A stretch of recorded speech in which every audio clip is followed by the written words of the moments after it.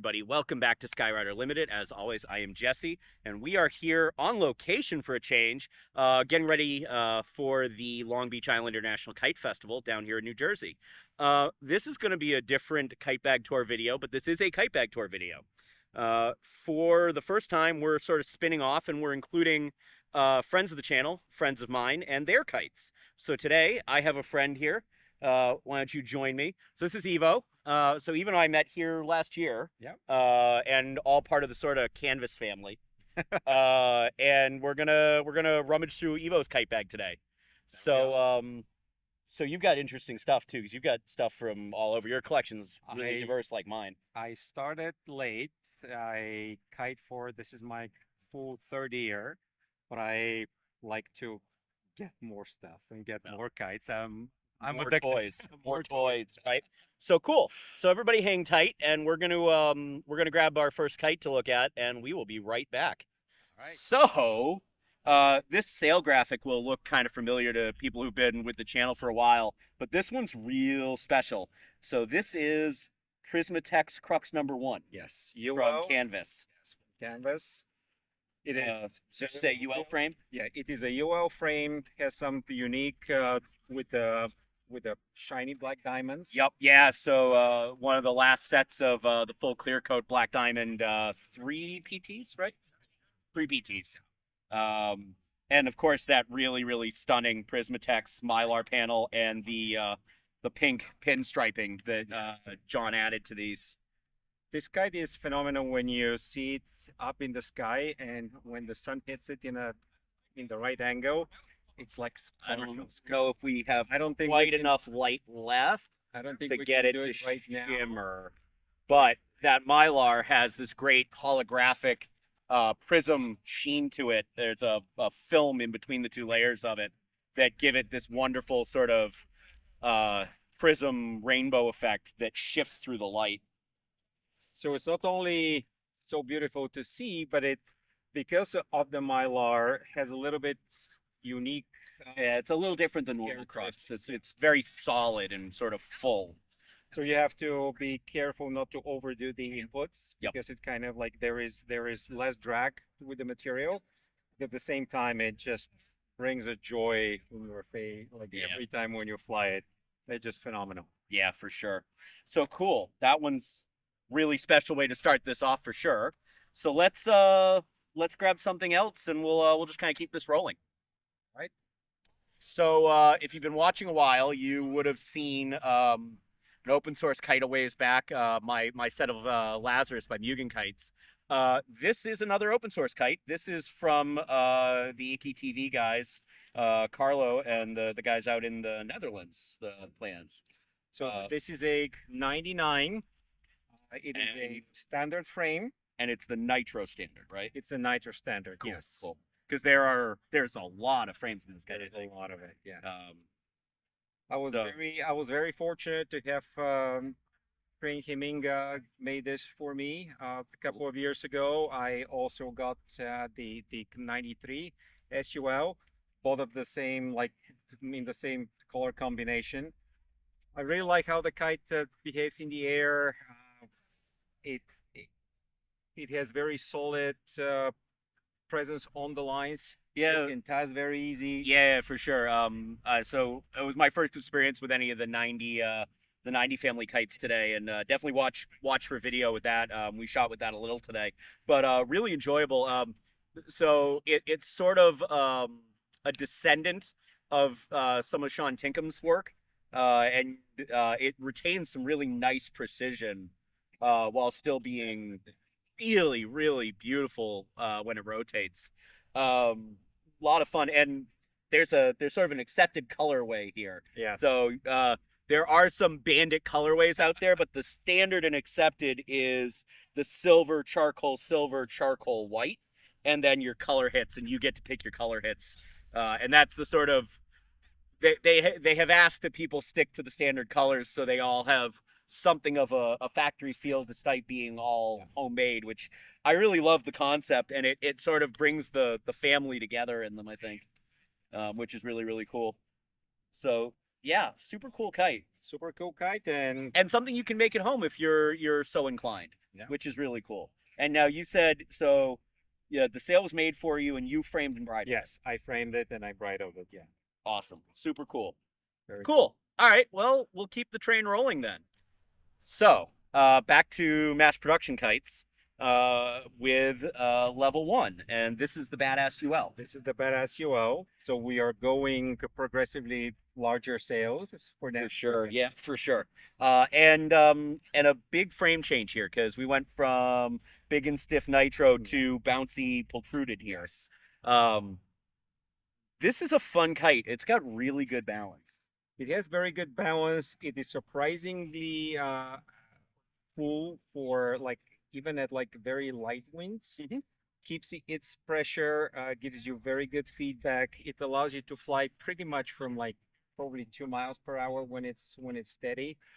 And up, I really like how it feels. And like some of those mornings when the breeze is just coming in, but not Mhm. yet decided how big it is, it's actually behaves really well. I enjoy it very much. Yeah, I can see why Paul Paul at Level One USA speaks really. I think this is one of his favorite kites, and you can feel like it's got that really nice sort of like centered balance that's really fun. But the recoil from the protruded Yeah. makes for a lot of fun behavior. But the whole combination between the Ventex as material, between the frame, the protruded, like the full edges, Yep. they don't Yeah, so collapse. this and a lot of level one kites are one piece leading edge, one piece spreader. Little tough to ship, but really nice, consistent flex and recoil that way. Yeah. It just, I strongly recommend this. I love every minute with it.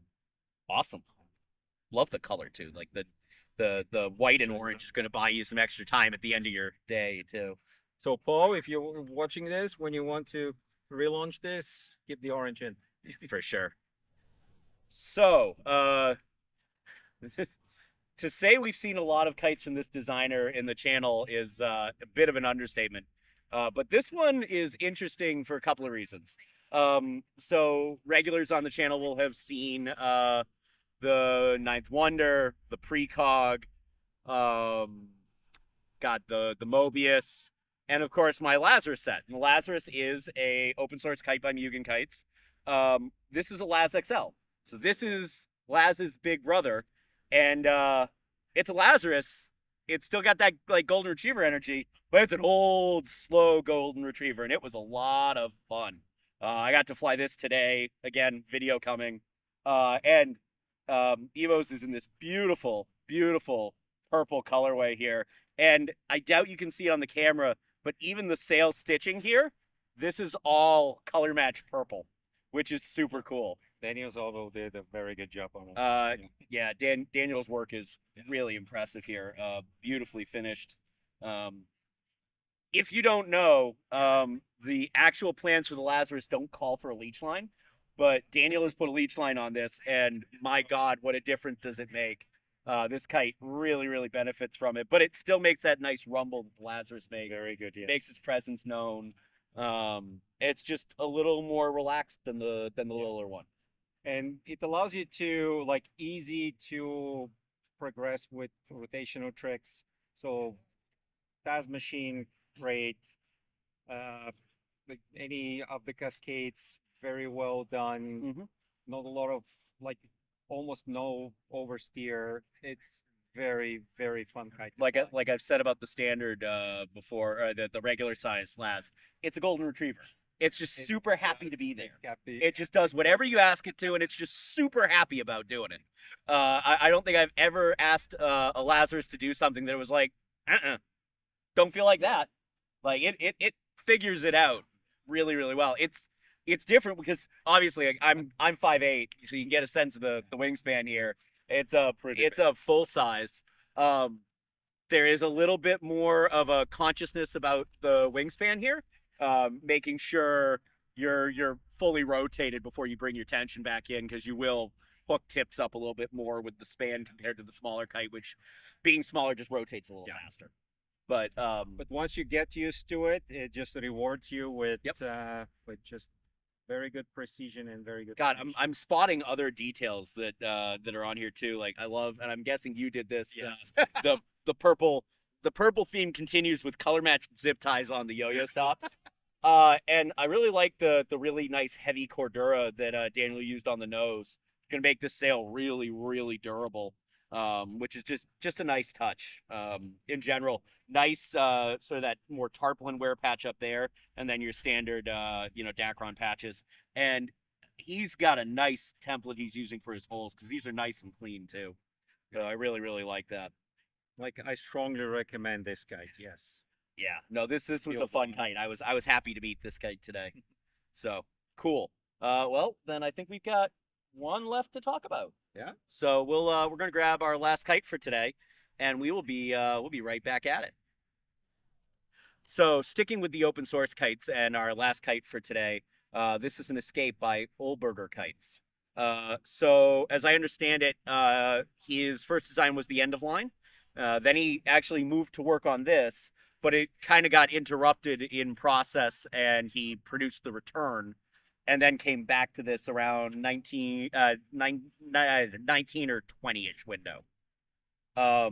So this one's cool, kind of keeping that purple. I love the purple and midnight. It's one of my favorite color combinations, and it looks so great with the silver and black. And it looks very good when it's asymmetrical like it is right now here. Yeah.